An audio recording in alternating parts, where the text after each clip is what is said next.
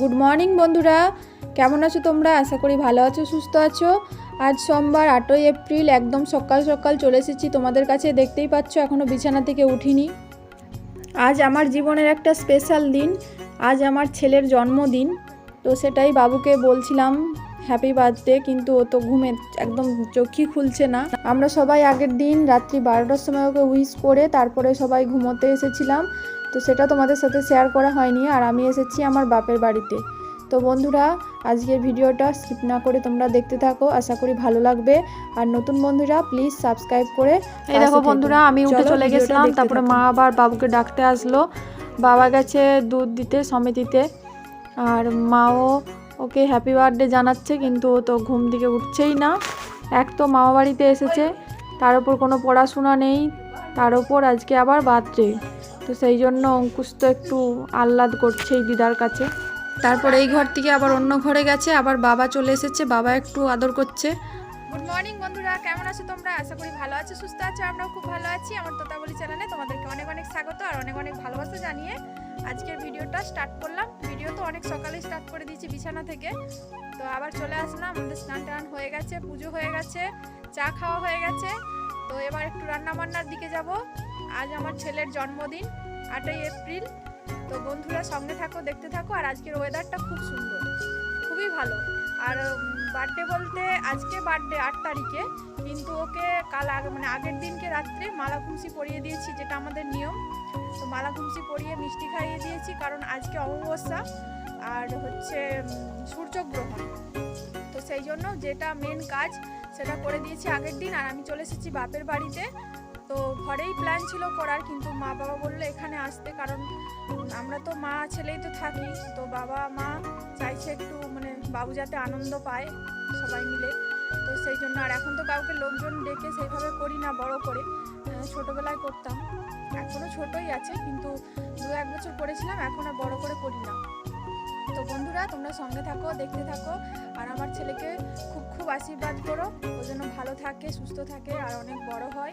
আর আজকের ওয়েদারটা খুবই সুন্দর, প্রচণ্ড যে গরম ছিল সেই গরম থেকে আজকে যেন সবাই স্বস্তি পাচ্ছে। মেঘলা ওয়েদার। তারপর বলেছে যে আজ সূর্যগ্রহণ হবে, কিন্তু সূর্য মামার দেখা নেই সকাল থেকে। কিন্তু ওয়েদারটা দেখতেই পাচ্ছ বন্ধুরা, পুরো মেঘলা মেঘলা। তো এবার আমরা রান্না বান্না করবো। তো বন্ধুরা সঙ্গে থাকো, দেখতে থাকো, পুরোটাই তোমাদের সাথে শেয়ার করবো। চলো। তো বন্ধুরা দেখতেই পাচ্ছ তোমরা, আমরা চলে এসেছি কেকের দোকানে। আমি, বোন, অঙ্কুশ, আমরা 3 জনেই এসেছি। আর মা ওইদিকে রান্না করছে বাড়িতে, আমি কয়েকটা রান্না করে রেখে এসেছি, তারপরে মা করছে। তো আমারও একটু বাজারে দরকার ছিল, সেই জন্য চলে আসলাম। আর কেকটা নিয়ে বাড়ি ফিরবো। কেকটা কেমন হয়েছে তোমরা জানিও কমেন্ট করে। আর অঙ্কুশের চকলেট কেকটা পছন্দ খুব, সেই জন্য ওর বার্থডের সময় চকলেট কেকটাই নেওয়া হয় প্রতি বছরই। আর এখন কেকটার ওপর অঙ্কুশের নামটা লিখে দিচ্ছে।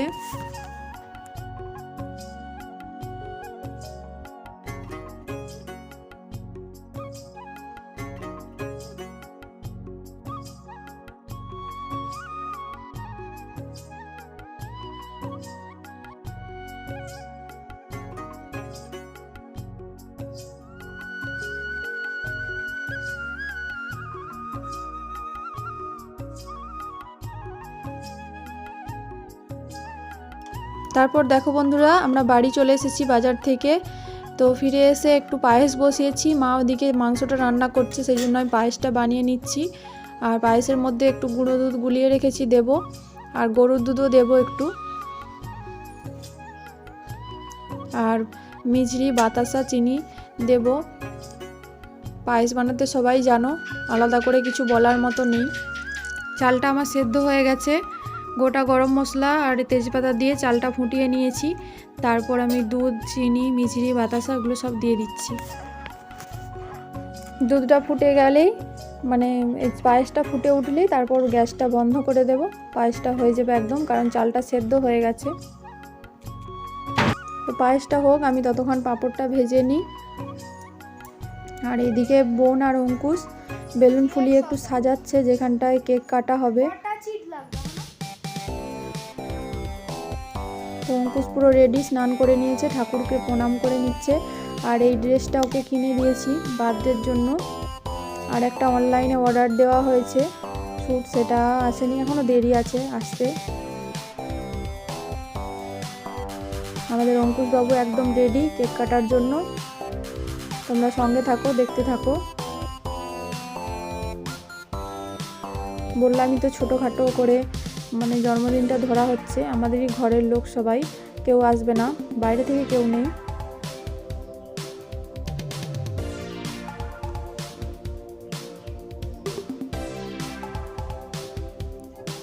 অঙ্কুশ এখন সবাইকে প্রণাম করে নিচ্ছে।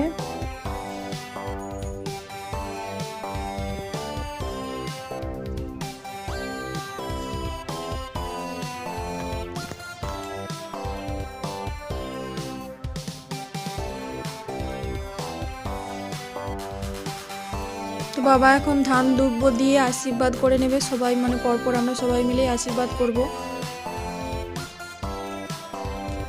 অঙ্কুশের অবস্থাটা দেখবে, দাঁড়াও। বাবা ফুল দুব্ব ধান দিয়ে আশীর্বাদ করছে, বলছে আমার টুপির ভেতরে রেখে দাও, তাহলে আশীর্বাদটা আমার ভেতরেই থাকবে। আমরা তো খুব হাসাহাসি করছিলাম। এখানে বোনের কাছে ফোন, আমার হাতে দুটো ফোন, অঙ্কুশের পাপা ভিডিও কল করছে আর আমি একটা ফোনে ভিডিও করছি।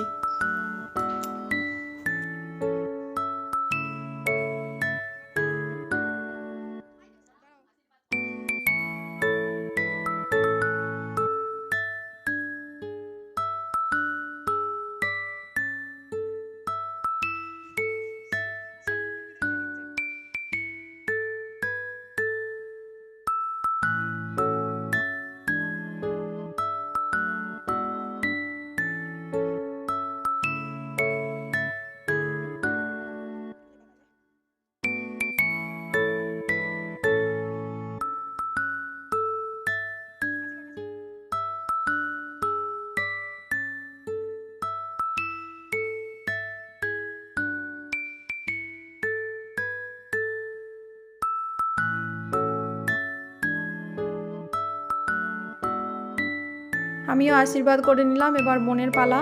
আর আমাদের বিল্লিটা তো সবসময় রয়েছে এখানে।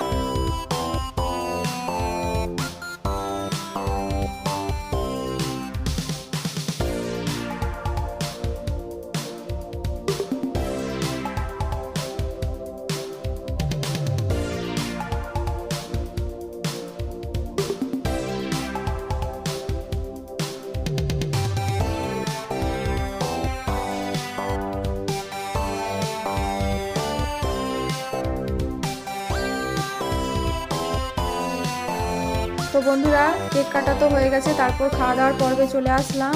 তো অঙ্কুশকে সাজিয়ে খেতে দিয়ে দিলাম। আর কী কী রান্নাবান্না হয়েছে বলে দিই। 5 রকম ভাজা, যেটা নিয়ম থাকে, আর হয়েছে চিকেন কষা, ফ্রাইড রাইস, দই, মিষ্টি, পাঁপড় আর চাটনি। দইটা ঘরেই বসানো হয়েছিল, আর হালকা পাতলাই মানে রান্নাবান্না হয়েছে। এখন আর বেশি কিছু কেউ খেতে চায় না গরমের জন্য, তবে আজকে ওয়েদারটা ভালো। আর তোমরা গোলাপজাম দেখে হয়তো ভাববে জন্মদিনে কালো মিষ্টিটা, কিন্তু অঙ্কুশ কোনো মিষ্টি খেতে পছন্দ করে না গোলাপজাম ছাড়া। তো এই বা পান্তুয়া যেটাই বলো না কেন, এই মিষ্টিটাই ও খায়। তো অঙ্কুশকে সব রকম ভাজা দিয়ে আমি একটু খাইয়ে দেবো। ও তো শাক ভাজা দেখেই একদম অবস্থা খারাপ হয়ে গেছে। আমি দিয়েছিলাম একটু, সেটা থেকে আবার তুলে রাখলো। একদম শাকসবজি খেতে চায় না। ওর দাদু দিদা ওকে বোঝাচ্ছে যে এইগুলো সব খেতে হবে। এবার ওই যে শাকটা মাখিয়ে দিয়েছি, ওই জন্য তো একটু কেমন করছে, মুখটা খাবেই না বলছে।